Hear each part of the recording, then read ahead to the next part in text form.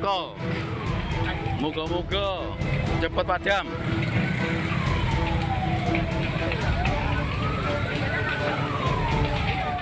Inilah video amatir yang merekam detik-detik kebakaran yang melanda Pasar Baru 2 Gresik di Jalan Gubernur Suryo, Kecamatan Gresik, Kabupaten Gresik, Kamis pagi tadi. Sejumlah pedagang dan warga berlarian menyelamatkan dagangannya agar terhindar dari kobaran api. Kuatnya hembusan angin dan benda mudah terbakar di dalam pasar membuat api dengan cepat meluas membakar stan di sekitarnya. Sebanyak 5 unit pemadam kebakaran dari pemerintah Kabupaten Gresik Petrokimia diturunkan untuk melakukan pemadaman. Kepala UPT Pasar Disko Perindak Kabupaten Gresik mengatakan api menghanguskan sebanyak 33 lapak pedagang Pasar Baru Gresik. Stan yang tercatat di kami ada 33 stan, ya kebetulan di situ ada beberapa pedagang, ada warung kopi, ada jualan kayu, pilon, ada servis kulkas. Belum diketahui penyebab terjadinya kebakaran karena api tiba-tiba membesar di dalam pasar. Namun sejumlah pedagang menduga api berasal dari salah satu lapak penjual nasi bebek karena pemiliknya pergi berbelanja. Dari Gresik, Agus Ismanto, iNews melaporkan.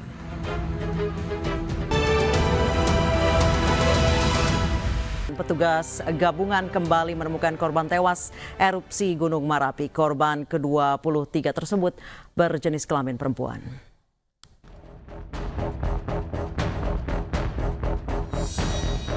Petugas gabungan berhasil evakuasi korban tewas erupsi Gunung Merapi. Pendaki berjenis kelamin perempuan ini adalah korban ke-23. Jasad korban ditemukan di sekitar Cadas Merapi dan langsung dibawa ke Rumah Sakit Ahmad Muhtar Bukit Tinggi untuk identifikasi. 2 anggota Polisi Satuan Direktorat Sabahara Pos Sumatera Barat turut menjadi korban erupsi Gunung Merapi. Bribda Muhammad Iqbal ditemukan meninggal dunia. Sementara 1 orang yang selamat bernama Bribda Reksi Wendesta dirawat di Rumah Sakit Bayangkara Polda Sumatera Barat. Kemudian ada 2 anggota Polri yang menjadi korban, yang 1 selamat, kemudian yang kedua meninggal. Dan itu juga sudah teridentifikasi, sudah diambil keluarga tadi malam. Atas nama Muhammad Iqbal yang meninggal. Reksi.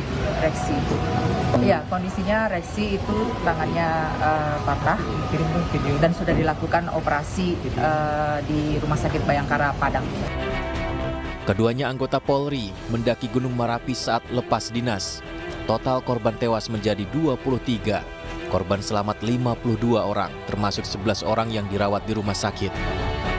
Tim Liputan iNews melaporkan. Komisi Pemberantasan Korupsi jadwalkan ulang pemeriksaan Wakil Menteri Hukum dan HAM Edward Omar Syarif Hiyariye karena sakit. Edi Hiyariye diperiksa sebagai tersangka dugaan suap dan gratifikasi.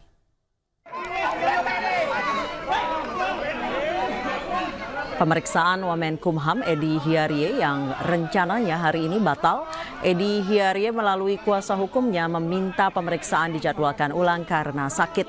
Rencananya pemeriksaan Edi Hiyariye akan dilaksanakan pekan depan. KPK telah menetapkan 4 orang sebagai tersangka dalam kasus dugaan suap dan penerimaan gratifikasi di lingkungan Kementerian Hukum dan HAM.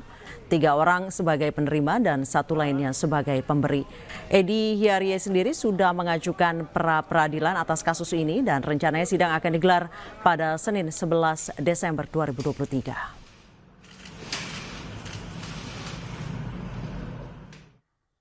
Debat Capres-Cawapres 2024 yang terbagi dalam 5 sesi meliputi 3 kali debat Capres dan 2 kali debat Cawapres. Menjawab pertanyaan publik tentang skema debat Cawapres, KPU menjawab debat Cawapres akan didampingi oleh calon presiden.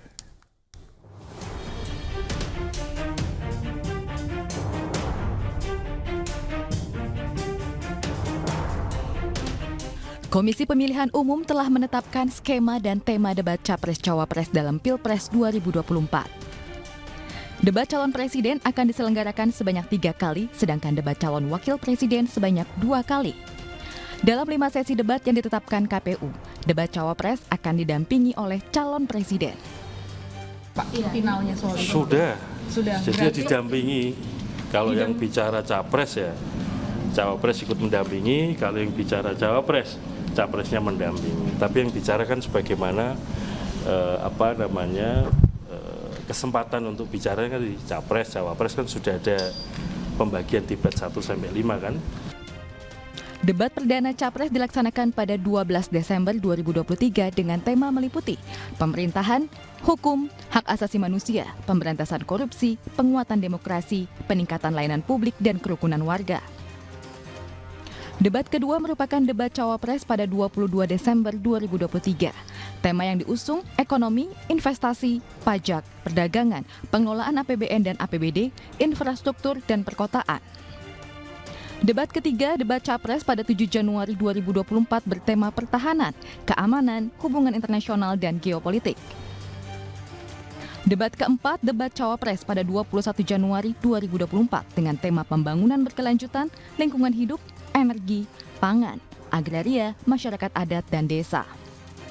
Debat terakhir yakni debat kelima pada 10 Februari 2024 mengangkat isu kesejahteraan sosial, kebudayaan, kesehatan, ketenagakerjaan, sumber daya manusia, dan inklusi. Debat Capres-Cawapres akan berlangsung selama 2 jam, sementara KPU belum memaparkan siapa saja yang akan menjadi panelis dalam debat Capres-Cawapres 2024. Dari Jakarta, Tim Liputan iNews melaporkan. Sebelumnya skema debat khusus Cawapres di Pilpres 2024 sempat menuai polemik. Rencananya KPU yang menghilangkan debat Cawapres mendapat tanggapan dari berbagai pihak termasuk Wakil Presiden Republik Indonesia Ma'ruf Amin.